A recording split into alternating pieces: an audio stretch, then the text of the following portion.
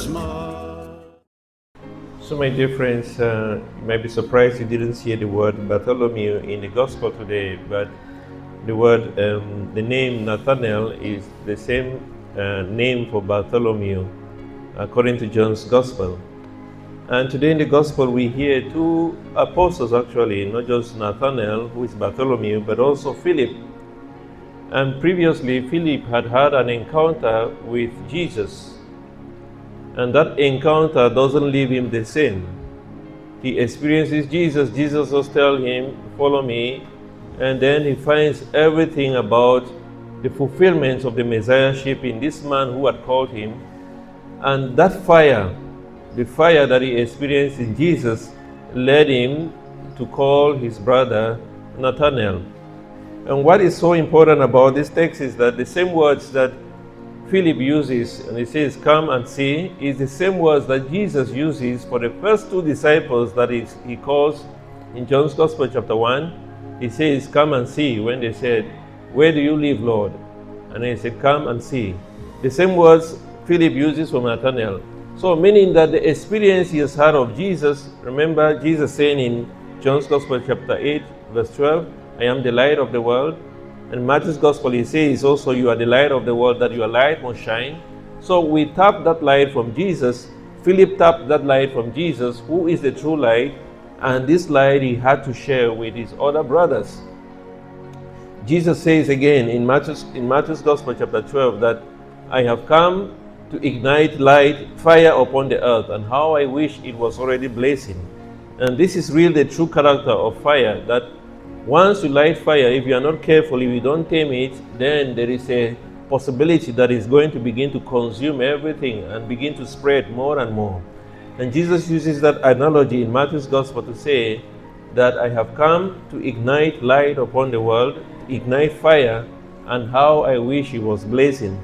Philip is the true example of that fire that is blazing, because he receives through the experience that he has with Jesus that fire, and he goes to call his brother Bartholomew. But then we are not talking about Philip today. Today is the feast day of Saint Bartholomew.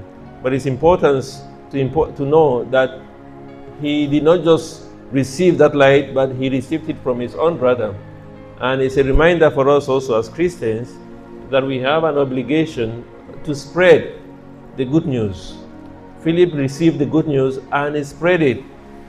You see the possibility, especially in this world today, we live in a world where not good news is being spread. When you go on the social media, you only hear about bad things that are happening, scandals that are, we want to spread also rumors. We want to spread bad news about people, things that people have done wrong.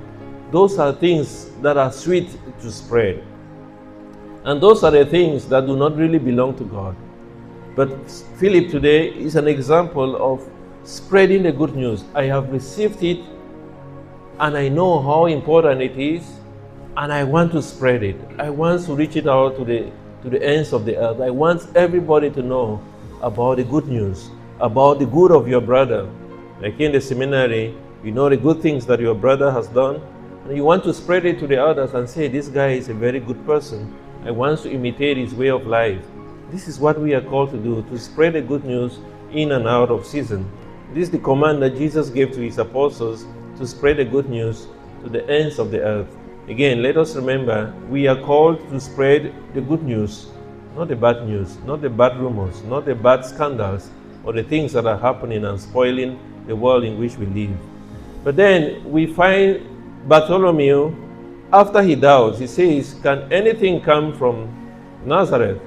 Because the prophets didn't say anything about Nazareth. They didn't say anything about the Messiah coming from Nazareth. And he said to Philip, Nazareth, can anything good come from Nazareth? He was really, really an objective person. And that is why when Jesus found him, and when Philip insisted to tell him, please, come and you will see, come and see. And when he encountered Jesus, Jesus saw in him that he said to him, this is a true Israelite who is not able to find any deceit. He says, In other Gospels, it says there is no duplicity in him. He is himself. He has no doubts about anything. He has no divided mind about anything. His mind is so focused. He is skeptical, true, but his mind, his heart is also open to the truth. You know, when Philip called him, he was skeptical. He said, is anything going to come from Nazareth? But when he meets Jesus, his heart is also open to receive the truth. And he's one of the first in John's Gospel to proclaim Jesus as the Messiah, the Messiah, the Holy One of God. And this is what we are called to do as well, that we are supposed to have no divided attention when it comes to our relationship with God. Because at times, we trust in God, but we also trust in ourselves so much that at times we want to, somehow we trust ourselves more than how we trust God. I want to do my things my way. I want to hold on to my way of life. And I can hold on to God also, but I want to hold on to my way of life first because I'm not really sure about God. That was not the character of Bartholomew. Bartholomew trusted Jesus, especially when he encountered him with all his heart. And that's why Jesus says, this is a true Israelite. In him there is no duplicity.